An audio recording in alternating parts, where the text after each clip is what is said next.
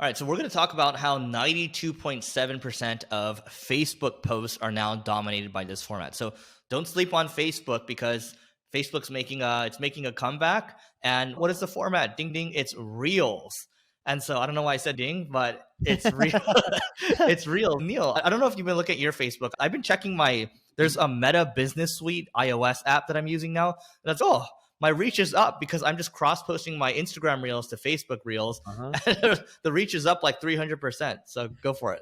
But the reach on Facebook for Reels, from what I've seen, is not as good as Instagram. I don't know what your stats are. But what's interesting is Facebook is basically becoming TikTok now. There's a lot less links.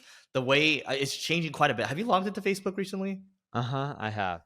Yeah. And you're totally spot on. Look, Facebook is the original OG, not really the OG MySpace was, but when you look at what they did, a lot of the stuff is old school. People don't want to see what their friends are interested in. That's part of it. But what they want to see is anything they would be interested in. It's not like on a daily basis, I live my life being like, I only want to see what my friends are interested in. In reality, you want to learn and see anything that would pique your curiosity. And these platforms have so much data on you. And I'm not trying to say this to creep you out, but they have a really good understanding of what they think you'll like, that they can just show it to you. Even on Instagram, dude, I love those Reels. I don't know if you've seen them, where they break down entrepreneurs and how they've done things. Everyone's doing the story formats now. It's like really good editing and they're sharing a story. Is that what you're talking about? Yeah, but Billie Jean started doing it. A lot of others are doing it. I'm not talking about, here's Rihanna, she created Fenty and check out how she's made money. I'm talking about more, here's the life story of Rockefeller and here's how he came about and business lessons to learn. So more of the old school businesses, not the new stuff that you can, actually the old stuff you can read online too, but some of the older stuff and them just taking the business concepts and principles. And they'll even have like stories on here's how almost went bankrupt and what to learn from them. So they're not just like breaking down, here's In-N-Out Burger and how they became a multi-billion-dollar company.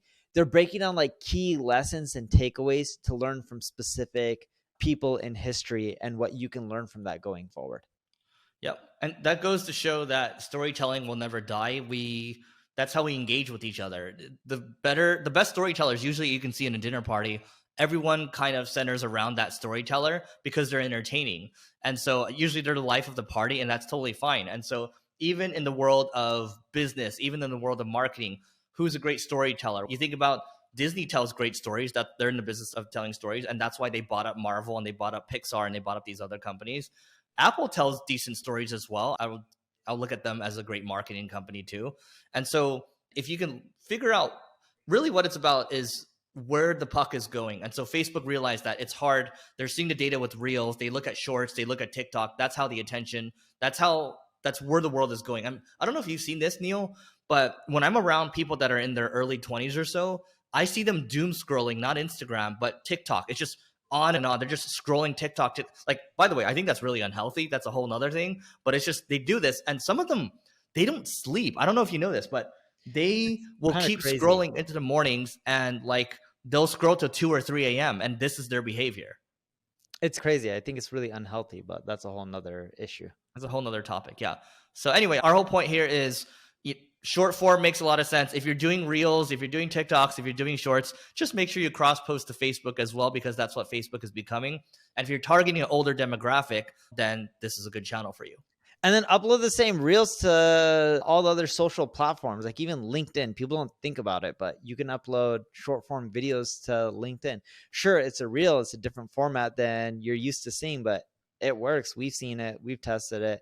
May not get as much traction, but you already created the content. So might as well cross-pollinate and then see what's working, see what's not, and from there adapt. That's a good point. It's when you post to LinkedIn, or even if you post to a Snap, sure, it might not get, let's say it got 10,000 views or 20,000 views on a Shorts. And even if it gets 3,000 views on LinkedIn, that's 3,000 views that you wouldn't have gotten. So you want to look at it from a glass half full perspective versus a glass half empty perspective. Anything else? Nope, that's it. All right. Don't forget to rate, review, subscribe. It helps us grow more than you would ever know. And also, next event, Beverly Hills at the Beverly Wilshire, August 7th to the 9th. Go to levelingup.com/founders to check it out. And we will talk to you later.